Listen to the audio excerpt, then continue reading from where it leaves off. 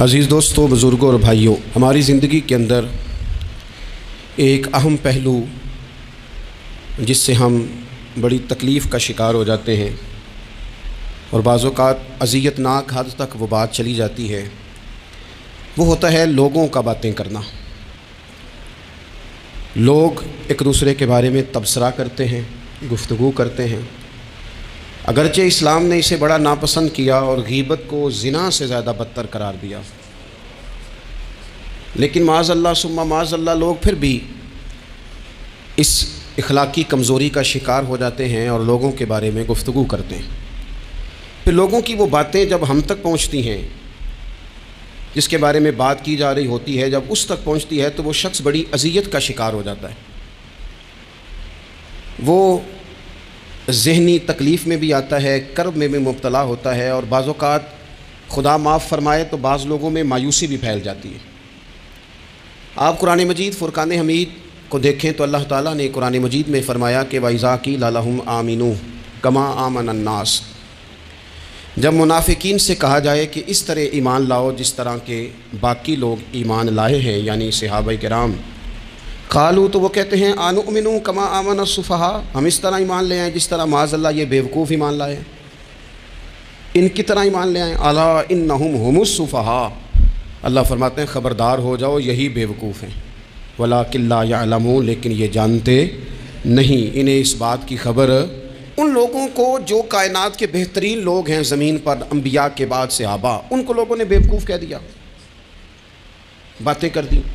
آپ قرآن مجید دیکھیے سورہ قلم کے اندر اللہ تبارک و تعالیٰ نے اس بات کا بھی جواب ارشاد فرمایا ہے، جب لوگوں نے کہا تھا کہ معاذ اللہ حضور تو مجنون ہے، تو اللہ نے فرمایا محبوب آپ رب کے فضل سے مجنون نہیں ہیں، بلکہ اللہ نے آپ کو خلق عظیم کا مالک بنایا ہے۔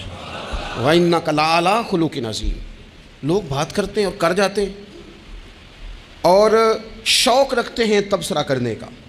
تو میں نے بہت سارے لوگ ایسے زندگی میں دیکھے ہیں جو لوگوں کی باتوں کی وجہ سے اذیت میں آ گئے، تکلیف کا شکار ہو گئے، اور میں اور آپ تو کسی کھاتے میں نہیں۔ حضرت ابوبکر صدیق رضی اللہ تعالیٰ عنہ جیسے لوگ، افضل البشر بعد الانبیاء بالتحقیق حضرت صدیق اکبر، آپ قرآن مجید 30ویں پارے کی تلاوت میں یہ بات دیکھیں گے کہ جب حضرت ابوبکر صدیق نے غریب غلاموں کو خرید کر آزاد کرنا شروع کیا، حضرت بلال حبشی کو، حضرت عامر بن فہیرہ کو اور کچھ غلاموں کو خرید کر آزاد کیا، تو لوگ کہنے لگے کہ یہ بلال نے کبھی کوئی احسان کیا ہوگا ابو بکر پر، تبھی تو خرید کے آزاد کیا ہے، ورنہ کیا ضرورت تھی اتنے پیسے لگانے کی، کوئی تو بات ہوگی۔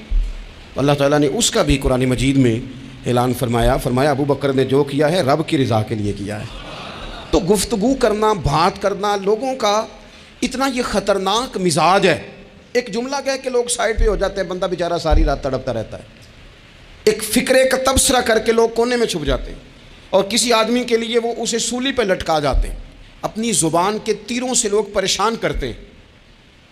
پہلے تو اللہ سے یہ معافی مانگیں کہ رب اس جرم سے ہمیں محفوظ فرمائے۔ اور اب تو لوگوں کی زبانیں اتنی لمبی ہو گئیں کہ وہ صحابہ تک چلی گئی ہیں، اہل بیت نبوت تک چلی گئی ہیں۔ تبصروں کے شوق میں لوگوں نے یہ دیکھا ہی نہیں کہ میری حیثیت کیا ہے اور میں بات کس کی کر رہا ہوں، میری اوقات کیا ہے اور میں تبصرہ کس پہ کر رہا ہوں۔ بے باک ہونا اور بات ہے اور بدتمیز ہونا، ان دونوں میں فرق ہوتا ہے۔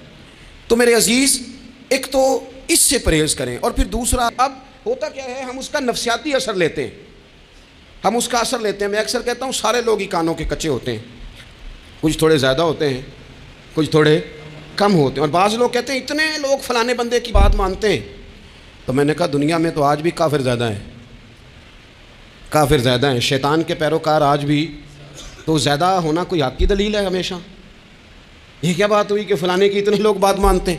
یہاں تو میں نے یہ دیکھا ہے اس معاشرے میں کہ جھوٹے سے جھوٹا آدمی، اس کے بھی فالور ہوتے ہیں، دغے باز سے دغے باز بندہ، اس کے بھی گویوں کے فالور، اداکاروں کے فالور، فلانے کے فالور۔ اس کا یہ تو بھائی انسان کا مزاج ہے، ہر بندہ کانوں کا کچا ہے، کوئی تھوڑا زیادہ کچا ہے، کوئی تھوڑا کم کچا ہے، تو باتیں تو ہوگی، لوگ منہ میں زبان رکھتے ہیں تو گفتگو تو کریں گے۔ اب یہ اثر لینے والے پہ ہے کہ وہ اس کا اثر کس طرح کا لیتا ہے۔ ہمارے ہاں بڑے بڑے سمجھدار لوگ نفسیاتی ہو جاتے ہیں، بڑی بڑی سمجھدار خواتین نفسیاتی ہو جاتی ہیں، میری ساس باتیں کرتی ہے، میری نند باتیں کرتی ہے، مجھے فلانا باتیں کرتا ہے، مجھے فلانا، بھائی باتیں، جس کے منہ میں زبان ہے اس نے بات تو کرنی ہے۔